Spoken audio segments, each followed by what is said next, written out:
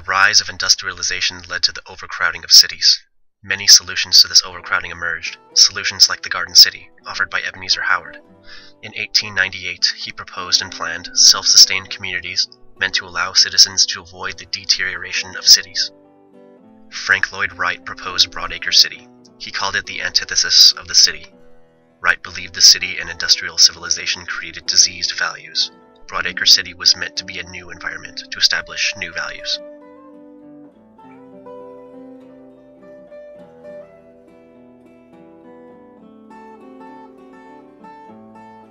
With the expansion of auto-oriented, low-density development, began a spreading of the city, with a clear segregation between commercial and residential uses. It was referred to as flight from blight. The returning post-World War II soldiers fed the suburbanization of the 1950s. De-investment in American cities was rampant during this time of mass suburbanization. Aging cities were left to fall apart. Industrial factories that were once the heart of the city were now being abandoned, and jobs shifted from the service sector and to the outer edges of the city.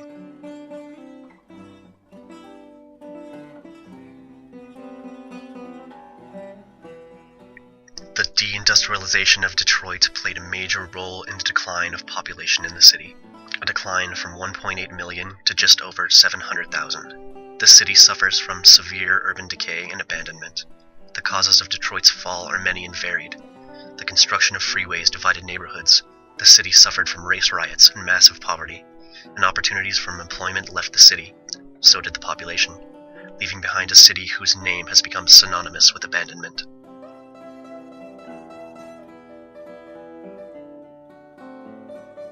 According to Kevin Bauman's project titled 100 Abandoned Houses, disappearing jobs and burgeoning mortgage has driven even stable, middle-class families to the suburbs, leaving thousands and thousands of homes and properties behind.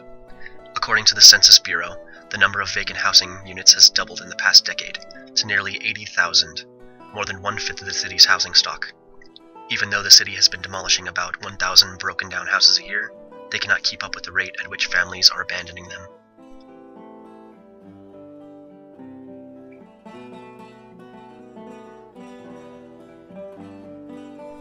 The South China Mall in Dongguan, China is the largest mall in the world based on gross leasable area, and ranked second in the total area only to the Dubai Mall. However, it is largely vacant.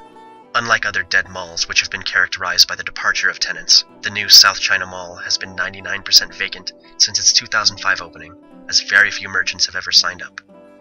The mall contains sufficient space for as many as 2,300 stores in approximately 7.1 million square foot of leasable space, and 9.6 million of total square foot.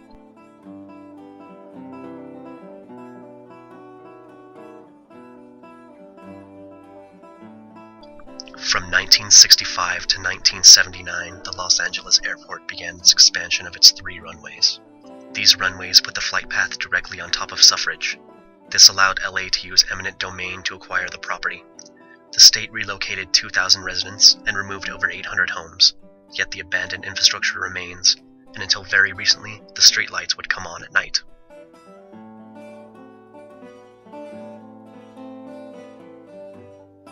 Disasters, both natural and man-made, cause us to abandon places. However, they still stand as monuments to changing economic circumstances, political upheavals, and environmental events. Among them is perhaps the most notorious deserted town in recent history, Chernobyl, Ukraine.